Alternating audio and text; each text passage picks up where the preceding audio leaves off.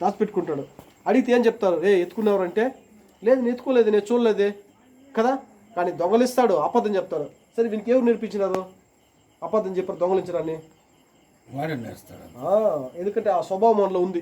తల్లిదండ్రుల స్వభావం అనేది వాళ్ళకి వస్తుంది ఖచ్చితంగా, అదే కదా. కాబట్టి వాడు ఏం చేస్తాడు? చిన్నప్పటి నుండి అబద్ధం చెప్పేది, దొంగలించేది, చెడ్డ మాటలు మాట్లాడేది, ఇవన్నీ ఏం చేస్తాడు? నేర్చుకుంటాడు. కాబట్టి యేసు ప్రభుని నమ్మడం ద్వారా ఒకటి ఏమిటంటే మన పాపాలు క్షమించబడతాయి కదా. యేసుక్రీస్తు మన కొరకు ఏం చేస్తాడు? ఆయన బలైనాడు, ఆయన రక్తాన్ని చిందించాడు. మనం చేయాల్సిన ఒకే పని, యేసు ప్రభువా నేను పాపిని, నా పాపాన్ని క్షమించునైనా, నీ రక్తం ద్వారా నా పాపాలు కడుగంటే ఖచ్చితంగా దేవుడు ఏం చేస్తాడు? మన పాపాలని క్షమిస్తాడు. పాపాన్ని క్షమించే అధికారం భూమి మీద యేసుక్రీస్తుకి తప్ప ఎవరికి లేదు. ఎందుకంటే ఆయన మన కొరకు బలైనాడు, రక్తాన్ని చిందించాడు.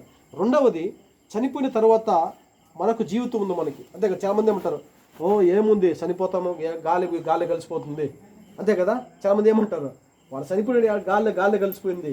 కానీ బైబిల్ ఏం చెప్తుంది? మన్నైనది వెనకటి వలె మరలా మన్నుకు పోతుంది, ఆత్మ తను దయచేసిన దేవుని ఎద్దకు పోతుంది, అంతే కదా. మన్ను ఎక్కడి నుంచి వచ్చింది? మన శరీరం ఎక్కడి నుంచి వచ్చింది? మట్టిల నుంచి వచ్చింది. చనిపోయినప్పుడు ఏమవుతుంది? శరీరం మట్టికి పోతుంది. కానీ ఆత్మ ఎక్కడి నుంచి వచ్చింది? దేవుడు ఇచ్చాడు కాబట్టి ఆత్మ ఎక్కడికి పోవాలి? దేవుని దగ్గరికి పోవాలి.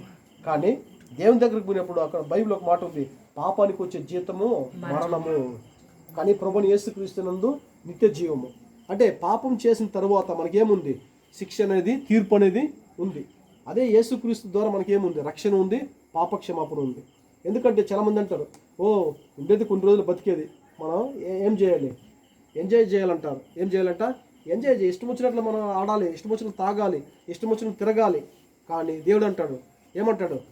అన్నీ చేయి, కానీ ఒకరోజు నీకు తీర్పు ఉందని మాత్రం మర్చిపోవద్దు. నువ్వేమేమి చేయాలనుకుంటావు చేయి, నువ్వు ఎట్లా బ్రతకాలనుకుంటావు బ్రతుకు, కానీ వీటన్నిటిని బట్టి దేవుడు ఒకరోజు నిన్ను న్యాయము తీరుస్తాడు. న్యాయ తీర్పు ఉంది, కానీ అక్కడ ఏముంది? నీ క్షమిస్తాడు, అంతే కదా.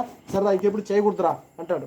అది కూడా దేవుడు కూడా అట్లా మన దేవుని దగ్గరికి వెళ్ళి నేను చేసిన తప్పు, నేను చేసిన పాపము, నన్ను క్షమించని మనం ఒప్పుకుంటే ఖచ్చితంగా యేసు ప్రభువు అంటాడు, మనల్ని క్షమిస్తాడు. మన పాపం నుండి ఏం చేస్తాడు? మనం క్షమించేసి ఆ నరకానికి వెళ్ళకుండా మనం తప్పిస్తాడు, అంతే కదా. ఒకటి, యేసుక్రీస్తు ధర ఏముంది?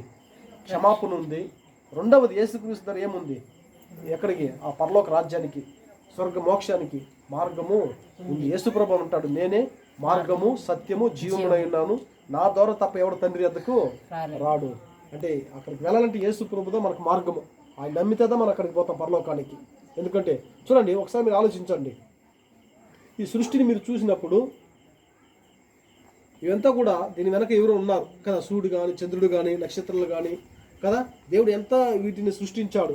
ఈ భూలోకం ఎంత అందంగా ఉన్నప్పుడు పరలోకం ఎట్లా ఉంటుంది కదా. ఇది దేవుని మాట చేత కలిగింది, అది దేవుని స్వహస్తాలతో కట్టబడింది కదా. అంత అందమైనటువంటి దేశం ఏది, రాజ్యం ఏది? పరలోక రాజ్యము. బైబిల్లో ప్రకటన గ్రంథంలో ఒక మాట ఉంది, అక్కడ మరణం ఉండదు అంటాడు, వేదన ఉండదు, దుఃఖం ఉండదు, కన్నీరు ఉండదు. ఎప్పుడు దేవునితో కలిసి జీవించేటువంటి జీవితం ఏంటంటే పరలోకము. అక్కడ మరణమే ఉండదు అక్కడ. ఎందుకు? యేసు ప్రభు మన కొరకు ఆయన మరణించినాడు, మన కొరకు శిక్షణ అనుభవించాడు, మన పాపం నుండి మనల్ని విడిపించాడు, విమోచించాడు, రక్షించాడు. కాబట్టి అక్కడ మరణం ఉండదు. కాబట్టి ఎందుకంటే యేసుక్రీస్తు నమ్మితే మన పాపక్షమాపణ ఉంది, యేసుప్రభు నమ్మితే ఆ నిత్య జీవానికి మార్గం ఉంది, యేసుప్రభు నమ్మితే ఆయనతో కలిసి మనం ఏం చేయబోతాం? నిత్యం అక్కడ సంతోషంగా ఉండబోతాము. కాబట్టి పాప క్షమాపణ పొందకుండా, పాపాన్ని క్షమించకుండా మన పరలోకానికి వెళ్ళము, అంతే కదా. ఇక్కడ మనం ఏం చేయాలి? మనం కడుక్కోవాలి, మన పాపాన్ని కడుక్కోవాలి, శుద్ధి చేసుకోవాలి, ఓకేనా. అప్పుడుతో మనం పరలోక రాజ్యానికి వెళ్ళగలుగుతాం, దేవునితో కలిసి ఉండగలుగుతాము. సరేనా?